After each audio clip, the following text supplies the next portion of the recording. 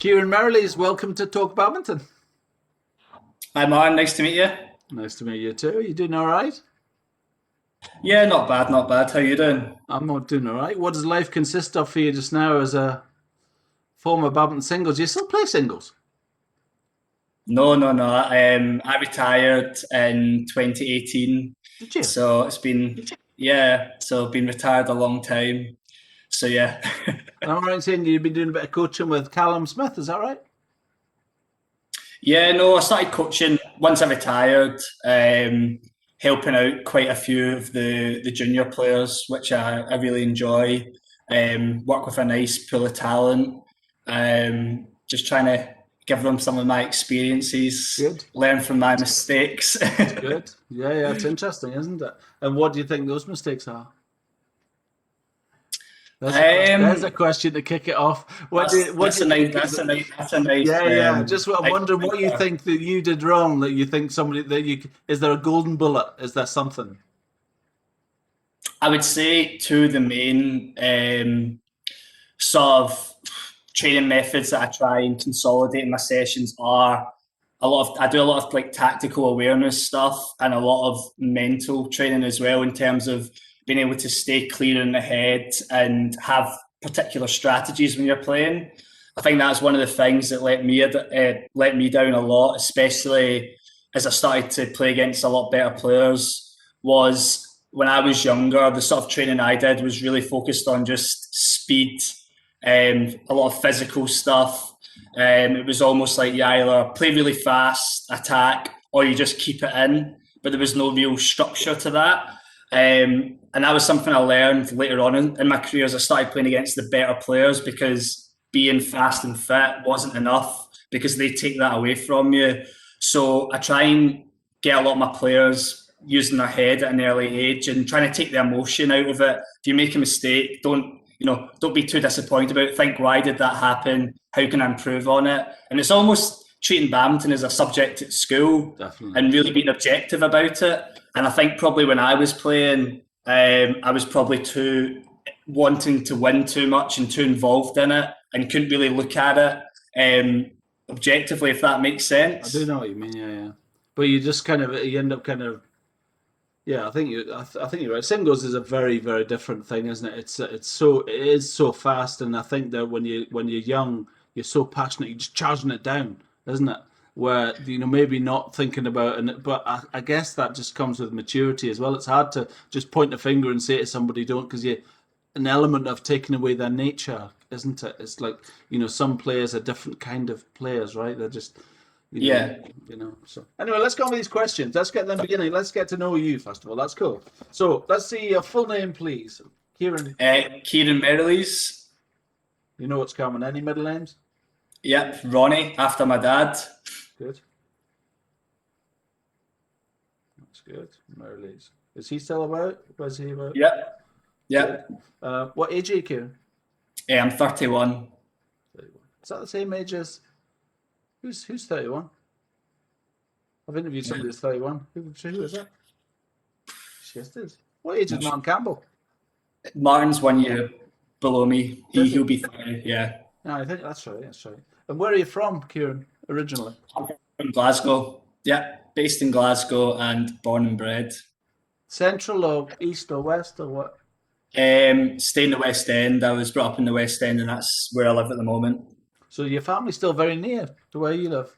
My family are a 10-minute drive away from my flat.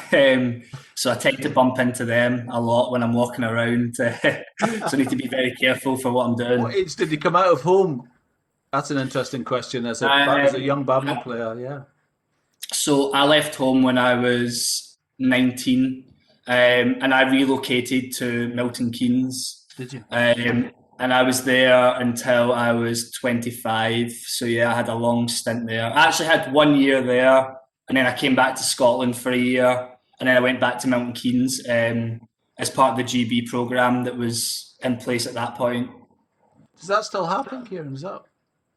I don't think there's as much. I don't think there's as much opportunity at the moment. Yes. Hopefully, that's something that can be brought back into the mix after the success that a lot of the English players have had in major championships, that they can get that funding back again, so that it gives Scottish players the opportunity to go and train down south. How important is that then, do you think? How much importance do you put on the quality of the competition that you're playing against, and how much do you think is about the quality of the coaching? I was interested, Martin Campbell was talking about, I keep on going on about this, but he was talking about Kenny Merilees, who was obviously an exceptional player, and when he was coaching him, I'm desperate to beat him, week on week on week, trying to beat him, and then he eventually did. And I question when once you've beaten them, once you've beaten somebody like that, that I don't know how once you've beaten the best guy that you know, how you can keep getting better. If you understand what I mean by that. So if you're in an area where there's multiples of so much better than me, so much better than me, so much better than me, like you look at the Asians and all that stuff, they're obviously exceptional players. How much further do you think somebody can go without necessarily having an actual player there that you fight against like that you have that passion for? Do you think you can train it, or what do you think of that? I think it's a difficult one. It's a good question. Yeah, I it's think worth it's thought. really, It's worth thought. You can I think think about that.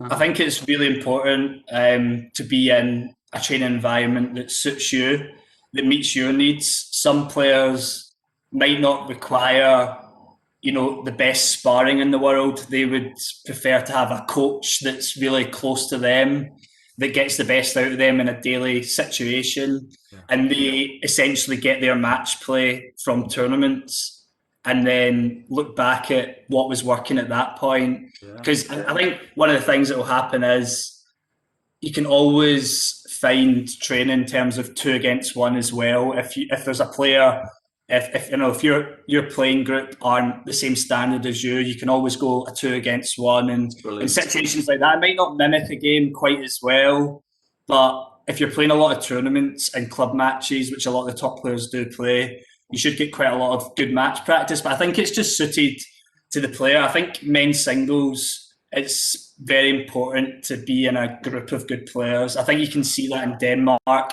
It's no secret that that's why they're able to compete and be probably the best men's singles group in the world, because there's 4 or 5 of them that are pushing each other to their maximum each day.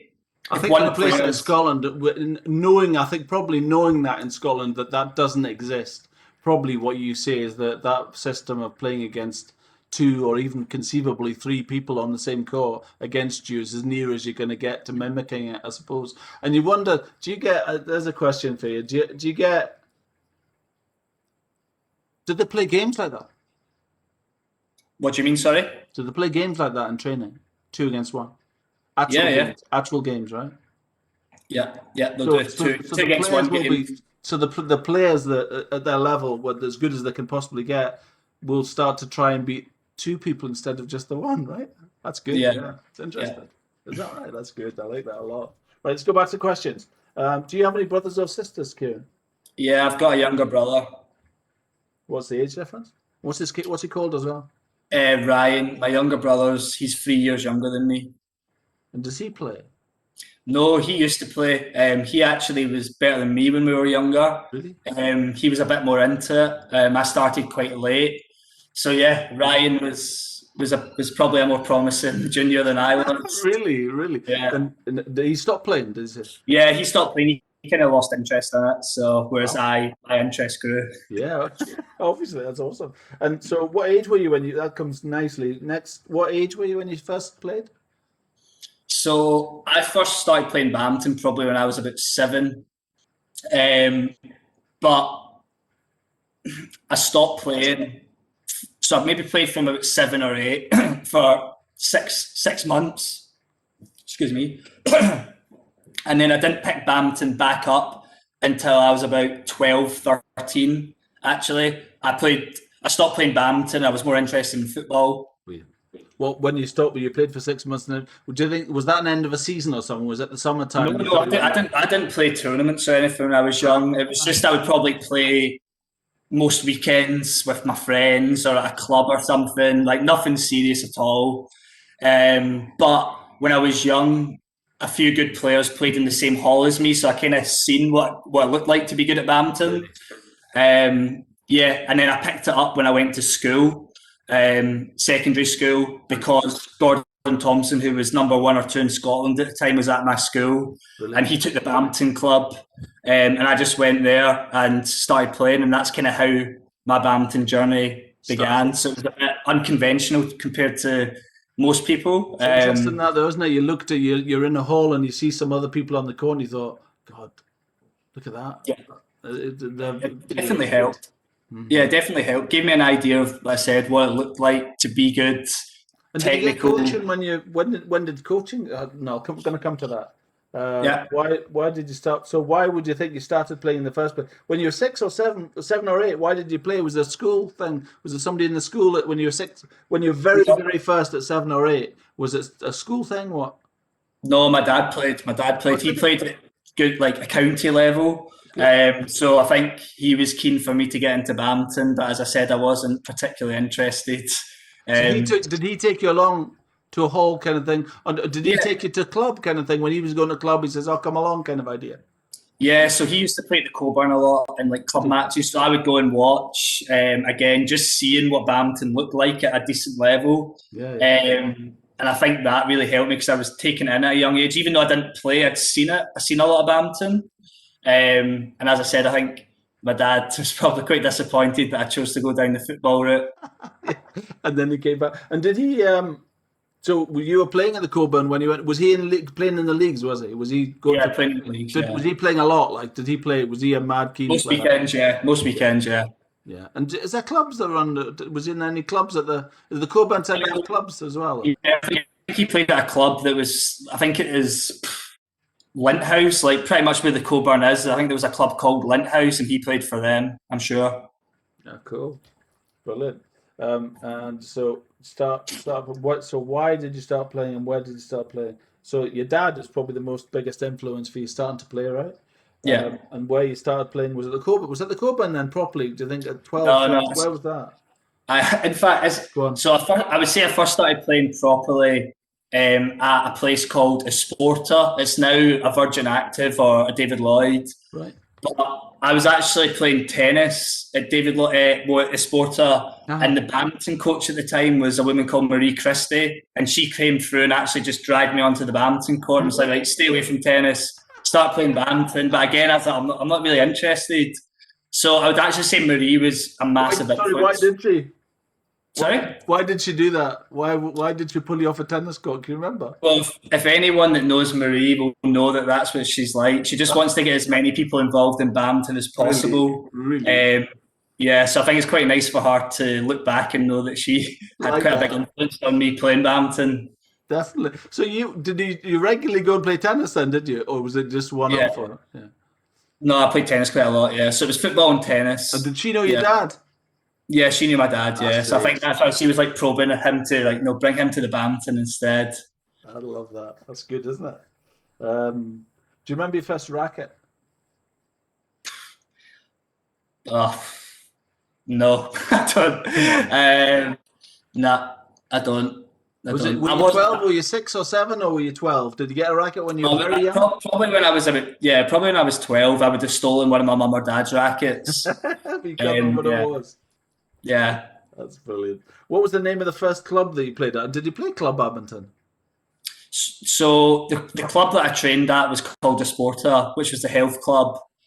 And then I moved on to like Glasgow Badminton Club, Glasgow City Council Badminton Club, essentially. Well, so were you a club player? It's quite interesting that you said the club I trained at. So did you go to a club, a social club? Yeah, I only played socially, even when I was like 12, 13. When I say I got back into it, I wasn't playing competitions or anything. I just played at my club every weekend, and then at my school badminton club, and then I just gradually started to up it. Wow. And were you always very focused on it? Were you focused on technique and fitness and all that stuff as well? Have you always been quite physical and quite disciplined in exercise and that kind of thing? Were you into that? Or also, where did you learn that discipline as well? Yeah, I would say the club Esporta. What Marie was really good at doing was getting top players into her clubs so that we could see them. Again, she would bring one of the best players in Scotland to come, say, every Sunday night, and they would take us for a session. So again, we get to see what it looks like at a high level, and then you know it was a lot of physical training. Actually, Was it? a lot of physical training. Yeah, a lot. Yeah, Was it and just once a that week that? yeah, once or twice a week. Once or twice a week, and like I said, I was playing in my school. Yeah. Gradually upped it, and then I just remember there was one summer. So I think I played my first tournament, which was an under 13 or under 14 competition, and I'll never forget it because it was my first tournament, and it was an age group singles. So basically, if you enter it, you can only win it if you're already ranked in the top, say, 10. So because I didn't even have ranking, I was put in the bottom group, and I came second last in the whole competition. When you talk about ranking, it's so serious. See, when people talk about ranking, I was like, you're like 12 and 13, and you're talking Yeah, about ranking competitions. yeah, And yeah. sorry, carry on. You've missed saying. Yeah, so that was my first competition. I came second last, and then I remember thinking, right, I actually want to be like good here. And I remember watching players like Martin Campbell, for example. He was in the top group, much better than me, and I was like, right, I'm chasing him. I'm chasing those Really? guys. And then I just remember that summer, I probably no exaggeration, I probably played 4 hours 5 or 6 days a week with one of my friends, plus my club at Badminton. But I would just walk to Scotstoun. It was actually quite a funny story. So the national senior squad would train, and then me and my friend would go in and steal some of their shuttles, and then we would play, and yeah, I said essentially just we just trained ourselves that summer, Brilliant. and then I And came you're out of watching it. them. You're watching what they were doing. Or Yeah. Oh you yeah, were, yeah. Up in the really? balcony watching the players like Craig Goddard, Gordon Thompson, Susan Eaglestaff, players like that. Again, just watching them, trying to copy them, and then we'd play for 4 hours, Wow. 2 hours, and then we'd break and then go again. Yeah, for a full summer. It was And madness. who was that? Who were you? It was a friend from school, Who was it? who Who, wasn't really any good either. who was it? Sorry, Who was the name? a boy called Mark. You can't remember his surname, no? Mark Kyle, he was called. Mark Kyle. Good. You should look him out. You should Yeah. pick up with him. It's amazing. Was he very close to you at the time? Yeah, we played. Like I said, that summer we played every day. No, He what I lived mean across is, the when he road. played against him, were you very close competitively to him? Yeah, yeah, Was he about the same better or standard. worse, or was he older as He was well? probably a bit better than me, but he Was was he he good? was about 2 or 3 years older than me at the Good. time. See, So see, that makes you yeah, better. You're not aware of it, but that's pushing you, right? You want to beat him. Maybe yeah, the first time he hammers you, the next time eventually you beat him, and then you move on to the next person. Isn't it amazing what goes on? yeah, What was it? So the shuttles, they were feathers, right? yeah. But it's hardcore. I've had some right plastic stories. Uh, plastic feathers, nice. Used feathers. Were you nicking them from people on the court? You said that, right? Yeah. Yeah. Um, so your first coaching officially then, proper. Sorry, Your first coaching proper. my first coaching. I actually, again, a wee bit unique. I never actually had any sort of individual coaching. Did you? No, I just went to some clubs and effectively, I mean, like I said, we didn't, because it's an individual, obviously getting an hour to yourself with a coach. Whereas I was going to classes where, say, there could be 12 to 16 players and then one coach. So it was more I just got trained and got trained. And kind of, I think I almost taught myself how to play, if that makes sense, from watching. I was so driven. I'd watch videos, cassettes of top players. Whenever people were in Scotland, I would watch them. And I learned through that rather than taking in coaches' advice, which I think was something that probably hampered me as I got older because I'd been used to relying on myself. It's amazing when you look at what they've got now, right? Yeah, When you look at what it looks like now, that I mean, I just don't know.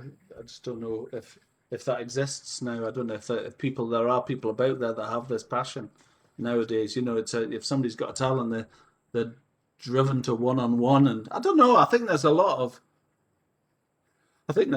kind of maybe kind of a lot of, I wonder how many people, I mean, I hear Martin's story and I hear people's stories where they've got, they went taken to coaching and their parents worked really hard. Jordan Hart's parents worked really hard to make them money to pay for X, Y, and Z. You wonder how many people are by the wayside that the parents can say, I'm sorry, but you just can't do it.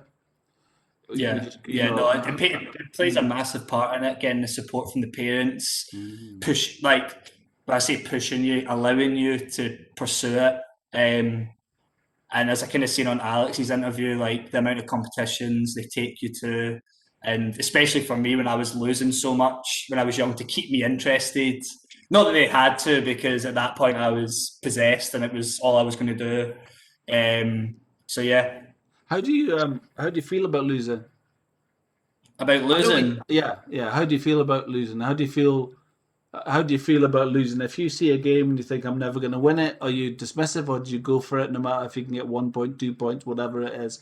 How do you feel about that? There's certain people I see quite a lot of people that think I think they're never going to win this, so they're almost not trying very hard. How do you feel about that? If you know you're playing the best and you're thinking I've never beaten this guy, are you pushing yourself very hard or do you take it easy and just think, you know what, I'm not going to win, so. Well, I think that's one of the reasons why athletes do it, and the top ones. I think you need to be a little bit delusional and believe in that tiny bit of, that it could happen. And that actually brings me up. That was one of the reasons why I retired. Was I then lost that belief of, oh, it might happen or it's going to Did you? happen. Yeah, that's what happened to me. Whereas I think as an athlete, you need to hold on to that faith, and that's something that you do so well. I think you always believe in your chance. Yeah.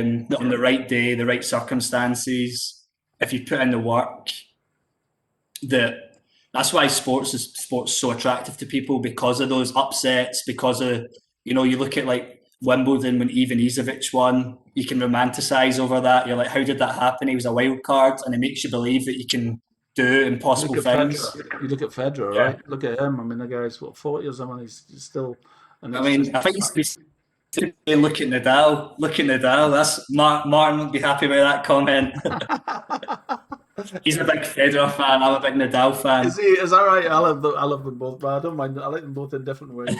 No, it's. I think yeah. I am interested in that about how you motivate you, how you keep motivated, and how you. I'm quite interested in how the pressures of work and the pressures of money. I've talked quite a bit about that very recently about the pressures of money and the pressures of winning, and yeah, mostly of money. How it starts to affect you on court. When you're thinking about everything and you're thinking when something. Not necessarily. I'm not necessarily talking about. If I win this, I'll be able to get that, and if I lose it, I won't be able to get that. But just kind of how much pressure that money side adds to your actual on court, right? I mean, somebody's actually on court and they're playing in a big match, and you're thinking, conceivably, I can't afford to get whatever if I don't win this. That's huge. Does that happen, and does that take away, as a hobbyist myself, does that take away? I guess you have to remind yourself of why you loved it regularly, Yeah. why you started. I suppose. I think. Yeah, I mean, from my perspective, I never really thought when I was playing about the money as such. I just felt that if you do well and you get the results, that will all come. Of course, you see, there was periods where I had a lot of injuries through my career, and that stopped me from earning money. My world ranking dropped, which meant my sponsorship money went down, which meant I also wasn't able to play club matches where I knew I was getting a consistent wage, Yes. and also tournaments. If you perform well, of course, you get rewarded.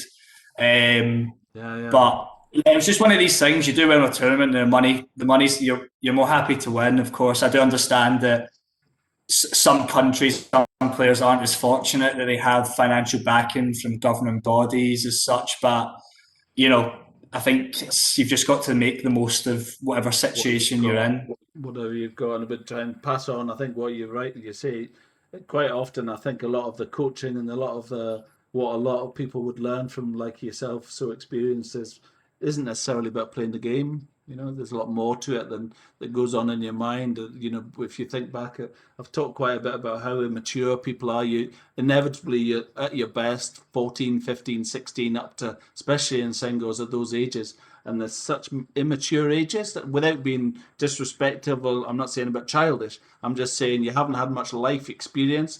So there's a lot of things you seem to have to face as an athlete, which you don't necessarily, nobody's taught you, I suppose, is the point, right? You've just been doing a sport that you love, and you've moved to go and end up going and playing somewhere else, and you know, in your mind there's all these pressures coming on. And I'm quite interested when the decision comes to say, how am I going to do it? How okay, I love it and I know I love it, but how do I make a job of this? What was your experience of that, Kieran? When did you say, this is what I want to do actually? Yeah, I think it's really it really is determined by, for example, if you're an under 14 player now, what's your progression like up until say the age of 18? Essentially, those 4 or 5 years will determine whether you will become a professional, whether there is potential for you to make it and earn some money at the same time. Because if you're one of the best players at 18, 19 in your age group in Europe, you'll then get put into the national squads where you'll then get better training than everyone else. So at that point, you're in a much better position. So I think a lot of it nowadays comes down to that period of by the time you're 17, 18, you really need to be showing potential. And as I mentioned, once you're taken on into these squads, you get the training funded a lot of the time. You get access to coaches on a daily basis. Your shuttle's paid for. You might get some tournament funding. So you're now in a better situation than those ones that weren't as good as you at 18 years old. That's not to say that in 3, 4 years' time they can't catch up, because they might even be more driven at that point. But for me, my pathway was, as I mentioned, not very good at under 14 level. But by the time I was under 15, under 16, I was the best. But I was also very fortunate that I was in a very strong age group, which helped me get better. And I think that also is a big factor on who comes through at the end. I see players that they're the number one in their age group, but the age group's quite weak. But there might be a player who's number 3 in an age group a couple years below, but they're in a really strong age group. And I sometimes feel like those players are in a better position to actually to make it. I listened to a bit of Paddy's, and I know he went through a similar path as me. It's sort of ticking off boxes, starting to chase different players, and eventually you're now at the top of the tree. But for me, once I got to the best of my age group, it was like, right, who's the best in age group above? We chase them now. Age group above that. Now let's look at Europe. And I think it's just constant reassessing where you're at, what your objectives are, who's in front of you. And I think that's what's important. And by the time, like I said, once you're sort of 17, 18, I think you have a clear idea of where you're at. Is it all about winning, Kieran? So is it? I suppose what I'm interested in is you, by your own admission, you came through that kind of age, and you're very self-taught, and maybe a bit rusty in technique, and maybe the big players around Scotland at the time looked at you and thought it was a bit rough. What do you think of that? What do you think of that now? If somebody came through now, like you, Yeah. what would their chances be? What would that?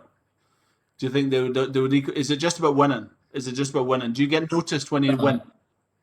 No. I think, as I mentioned at the start, like two of the things I try and really reinforce with the players I coach is mindset and sort of tactical awareness and looking at the big picture. When I'm with the players that I'm coaching at the moment, say the ones that are 14, 15, I'm trying to train them so that they're good when they're 18, 19, not so that they're complete at that age already. And it's just so they've got those tools that once you do, because everyone, once you get into senior badminton, everyone's strong, everyone's fit.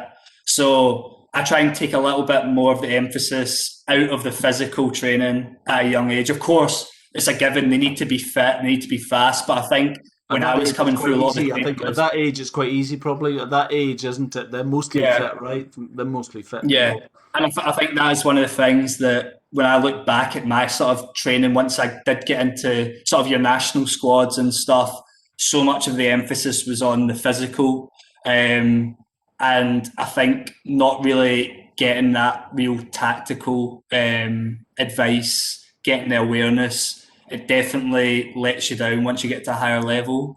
And as I mentioned, just going back, those are sort of the two things that I really try and enforce into my players at the moment. As mentioned, of course, they need to be fit, fast, whatever. But at that age, that's going to happen. yeah. Have you watched any of the interviews with Andy Cook, MBE? No. Watch them. He's a No. very, he's 83. He's a very well respected coach, but interestingly, he's not.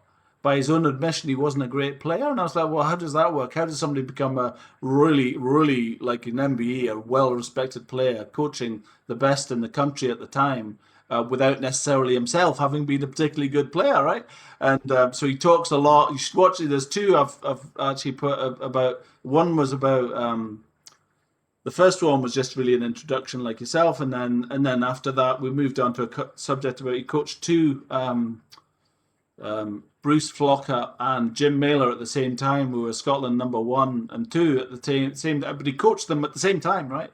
At the same time, and they played against each other. And I said, well, how does that work? So, you're teaching him what his weaknesses are, and you're teaching him what his weaknesses are, and you're getting to play against each other's weaknesses. So anyway, I was just going to say it's a very interesting lesson in coaching. He talks really well, and he's definitely coached the best. It's interesting. So I'm going to go back to the question because I'm running out of time. We've got 31 minutes in, would you believe? It's incredible. No problem. Have you always been a singles player, Kieran? Yeah, always been a singles player. If you hear from any of my coaches that tried to make me play doubles, I'm sure it wouldn't be a lot of positive feedback on those days. I remember actually not a good look from my front, but I remember getting kicked out of a lot of sessions and doubles because I just wasn't interested. And my coaches, remember it was Craig Robertson, he used to tell me at the time, this is really going to help your singles. I was like, no, it's not. Got no interest for this. I only want to play singles. And then, singles became the game changed once I went to 21. It did become quite a flat game. You watch the top players these days, a lot of it's flat. Yeah. And it was so frustrating because I had to work on that at like 23, 24 because I hadn't listened. When you say flat, I was you mean 15, driving 16. as opposed to lifting? What are you talking about? You say flat. What do you mean by that? I think it was more probably being able to win from the front. So a big part of my game was I had a good attack from the back, but I didn't follow up. If they got it back, I would just do nothing. Yeah. Whereas from the doubles stuff, it's all about hitting and looking for the next shot, which is something now because I know that that's something I should have worked on. The players I coach, they're getting that all the time. I love that. So you've always been singles. That's good. Who was your main competition growing up? That's the last. I'm going to leave it with that question because I'm going to come on to the curve. Well, I would like to talk about laps, so the main competition growing up. Yeah. So my main competition was a player called Stephen McPhail, who was the same age group as me. What age was that, Kieran? Sorry. So 1989. We were 1989. But from about 15 to 18, 19, we were very close. I was always just a little bit better. But I do think he actually stopped playing once we went into senior badminton. But I 100% think if he kept playing, me and him would have been the top two players in senior level for the last 10 years, for sure. Just a shame that he didn't continue. But yeah, that helped me because he was one of the best players in Europe in my age. So I knew I was getting that good training every day. I didn't care if he beat me because I knew when I go into Europe, when I go down into England, I'm prepared because I've been training we've been getting great matches. Similar to like what you mentioned about Andrew with Bruce and Jim. I'm sure, they might have beaten each other a number of times. Like no one was the standout, but I guarantee you the big picture, once they went into world tournaments, they were a lot better than they would have been without each other. And that's how I viewed that. And does he not play anymore, did you say? You don't know? Do you know him now? Sorry? Do you know him now? No. We'll find him. What was that surname? McPhail. Let's find him. I'm going to find him. Yeah, I like it. Yeah, no, but So, he was a brilliant player. that's awesome. Well, I think we've covered the history. We're 32 minutes, but I would like to talk about your laps thing. I wouldn't, if it's okay, I'd like to come back again, if that's okay, and have another chat about some more current things. And there's so much to Yeah. cover. But tell me about laps, please. It's because it's something quite close to your heart. Is this the latest thing you're doing? The life after Yeah. professional sport? Is that right? Yeah, so when I retired, there was a careers platform that was based for athletes to try and help them with their transition, give them job opportunities. If they needed any career advice or wanted to study, this was a platform that could facilitate that. Did you use it? Sorry, Um, did you use it? yeah, I was on it. I was on it, but at that point, I was still in two minds of I was kind of in that period where I've stopped playing, but have I really stopped playing? Like never fully shut the door on it. But I was coaching as well, so I quite enjoyed just coaching, relaxing, and having that time after badminton, the sort of the madness of it all. And then yeah, about 7 months ago, I actually started working for them in business development. So yes, as I mentioned, it's a careers platform for athletes that are still competing and also retired athletes, helping them with career advice and now placing them into organisations that see the value in the skill sets that athletes acquire throughout their career. Is it mostly about after having been a professional? And at what point does somebody? Is their mid-20s? What is the age when somebody starts thinking about those things? So In your we cover experience, so we cover the full board. So for example, we've got a partnership with the English Premier League where we do around about 2 to 4 workshops a month with their under 18s and under 23s. And I think it's just going in to sort of get players to start exploring what else is out there, out with football. Looking at that in particular for this conversation, say we go into a workshop with 20 footballers, how many of them are realistically going to make it and earn the type of money that they're expecting to?